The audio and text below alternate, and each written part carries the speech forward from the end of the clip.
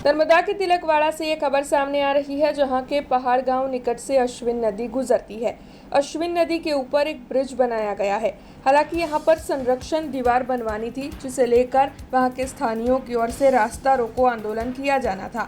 दरअसल संरक्षण दीवार बनवाई तो गई है, लेकिन उसमें कॉन्ट्रैक्टर की ओर से हल्की गुणवत्ता का काम किया गया है, ऐसे आरोप वहां के लोगों की ओर से लगाए जा रहे हैं, जिसकी वजह से कई सड़क हादसे भी हो रहे थे। तब रास्ता रोको आंदोलन के जरिए स्थानीय इस मामले में विरोध जताने वाले थे, लेकिन कॉन्ट्रैक्टर और उसके इंजीनियर्स वहां पर जायजा लेने के लिए पहुंचे थे और उनकी ओर से स्थानीयों को यह आश्वासन दिया गया कि आने वाले 15 दिनों में ही यहां पर संरक्षण दीवार को खड़ा करवा दिया जाएगा, जिसके मद्देनजर अब स्थानीयों ने फैसला लिया है कि उनका रास्ता रोको आंदोलन मौकूफ रहेगा। हालांकि 15 दिनों के भीतर अगर कंपनी और इंजीनियर्स की ओर से ये काम पूरा नहीं किया गया तो फिर गांधी जी के दिखाए मार्ग पर इन स्थानीयों की ओर से उग्र आंदोलन किया जाएगा, ऐसी धमकी उनकी ओर से दी गई है। नमस्कार, અત્યારે આપણે આજરોજ પહાડના પુલે અશ્વિન નદીના કિનારે ઊભા છે।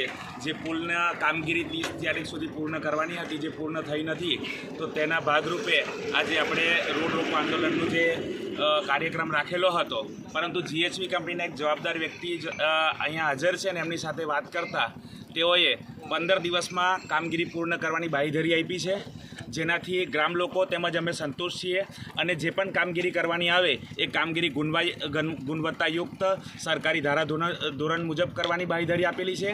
તો આજ રોજનું જે રસ્તા રોકો આંદોલન હતું એ અમારા દ્વારા અને સમગ્ર લોકો દ્વારા સ્થગિત રાખવામાં આવે છે અને દિન 15 સુધીનો આ લોકોને સમય આપવામાં આવે છે કે જે પણ કામગીરી છે એ તાત્કાલિક ધોરણે પૂર્ણ કરવામાં આવે।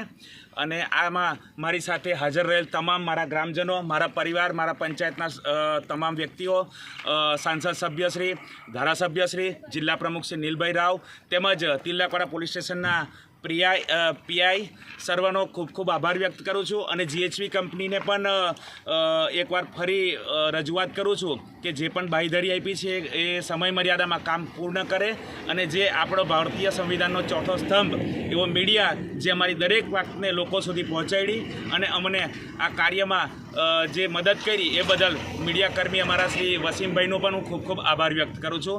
કામગીરી હવે આજે 1 તારીખ થઈ ગઈ છે, બરાબર? તો 10 દિવસ 12 દિવસનો અમને મોહલત આપો।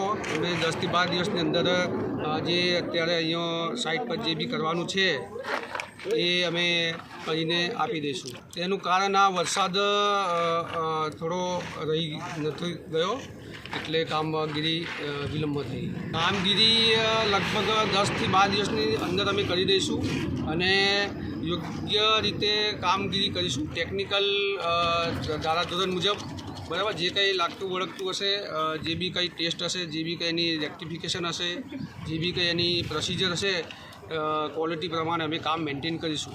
हमसे जुड़े रहने के लिए हमारे YouTube चैनल को सब्सक्राइब करें और नई वीडियो की नोटिफिकेशन के लिए बेल आइकॉन को दबाएं।